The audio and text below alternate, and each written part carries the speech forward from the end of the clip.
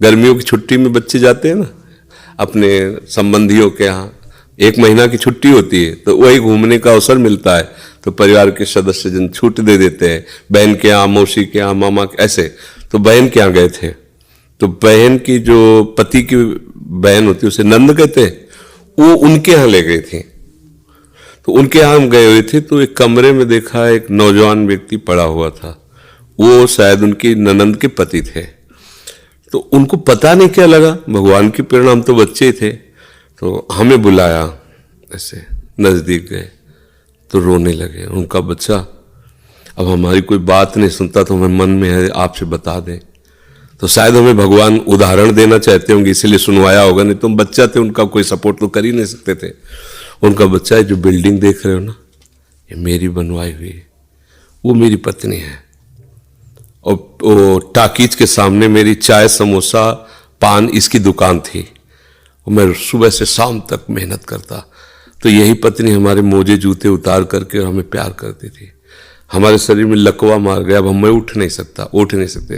बोले 2 रोटी से ज़्यादा भोजन नहीं देती, और कहती ज़्यादा देंगे तो बार बार शौच करोगे, हमें फेंकना पड़ेगा। बोले हमको मारती भी है, हमसे बात नहीं करती, चिल्लाते रहते हैं, हमारे सामने दूसरे पुरुष को बुलाती, बात करती ऐसा। बोले किससे कहूँ, अगर कहूँ तो ये मारेगी आकर के, कहना नहीं। तो हम बच्चे थे, पर वो बात हमारे दिमाग में, हम बार बार सोचा इस विषय कि मेरे से क्यों कहा। तो शायद मुझे शिक्षा भगवान दिलाना चाहते थे, एक उदाहरण हमारे दिमाग में। देखो ये वो बता रहा है कि जब मैं कमा के आता था तो मेरे जूते मुझे उतारती थी, मुझे प्रेम करती थी। आज वही पत्नी है, मेरा ही सब वैभव है, मुझे रोटी भर पेट है, क्योंकि लकवा मार गया, शरीर बेकार हो गया, अब वो पड़ा ऐसे। अब उस व्यक्ति का कौन मित्र होगा, कोई प्यार से बात, तभी तो हम बच्चे थे, हमें बुलाया, कोई प्यार से बात नहीं कर सकता। वही व्यक्ति है जिसने अपने जीवन को सजाने की चेष्टा की, लेकिन एक मित्र है जिसको वो नहीं जानता था। इसीलिए अगर उस मित्र को जानता होता तो उसको रोना नहीं बनता, वो केवल उसी से बात करता और जीवन बदल जाता। वो कर तुम अकर तुम अन्यथा कर तुम, सच्ची मानो। हमें डॉक्टर ने कहा था आज के कम से कम 17 वर्ष पहले, दिल्ली के थे, सब जांच की, उनका बाबा तुम संत हो इसलिए तुमसे कोई छुपाव नहीं है, तुम्हारा कोई घर का नहीं कि जिससे मैं बता सकूं, तुम्ही से डायरेक्ट कह रहा हूं। 2-2.5 वर्ष, आखिरी 5 वर्ष, ये किडनी खत्म और आप मर जाओगे। तो इसलिए बता रहे हैं कि आप भजन कर लो बस 2-2.5 वर्ष। और तो हमने भी ठान लिया था कि हाँ ठीक है ऐसा है। आज 17 वर्ष तो हो ही गए, लगभग 17 वर्ष, बड़ा लंबा सफर है।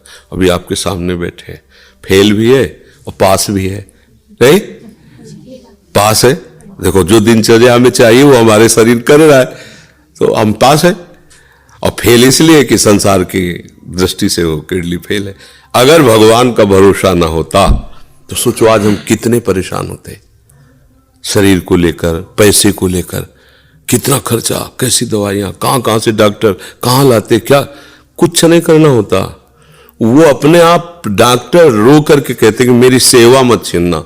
बैठे हैं हजारों कोस दूर और रोज संपर्क, महाराज जी की क्या इस समय स्थिति है, अच्छा ये दवा दे देना, अच्छा आप ऐसा कर दे। तो हम देखते किसका दुलार है, जिनको हजारों रुपया दे के समय लिया जाता है, वो फिर बात करते हैं, वो भी अपने ढंग से। आश्चर्य की बात, वो डॉक्टर, उसे दुनिया से क्या मतलब, रुपये से मतलब है। लेकिन श्री जी, ये है प्रभु का प्रताप।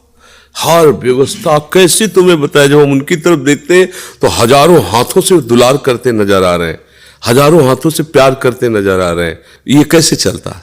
अब हमें कुछ किसी से मांगना नहीं, किसी से कुछ कहना नहीं, अपने आप सब व्यवस्था होती। ये हमारी नहीं, भगवद आश्रय होने की बात है। अगर भगवद आश्रित नहीं हो तो वो अमल पत्नी होती, बच्चे होते, किसी के काम की तरह नहीं गए थे, तो क्या कहते, तेरे दिन इसे 4-5 हजार रुपये डायलिसिस के लिए चाहिए, दवाइयाँ चाहिए, भगवान उठा लो, ऐसे कह, पूछ लो भगवान इनको, वो कहते इनको पूछ लो। संसार का खेल है ऐसा। तो ये हम कोई तुम्हें कहानी नहीं बता रहे, सच्ची बात कह रहे। अभी अंधकार है और भगवान का आश्रय ले लो, आनंदित रहोगे। आज आपको नहीं समझ में आएगा, किसान खेती बोता है तो तुरंत फसल नहीं काटने को मिलती, थोड़ा समय लगता है। ऐसे आप अपने जीवन को एक भगवान में समर्पित कर दो, नाम जप करो, रहो उसी संसार में, वैसे ही रहो। हम ये नहीं कहते बाबा जी बनो, गंदे आचरण मत करो, गंदा नशा मत करो, गंदा व्यवहार मत करो, भगवान इसी से प्रसन्न हो जाएंगे। आप ज्यादा जप तप भले मत करो, पर गंदे आचरण मत करो, और भगवान का सहारा वो सब कुछ संभाल लेते हैं, बहुत समर्थ है।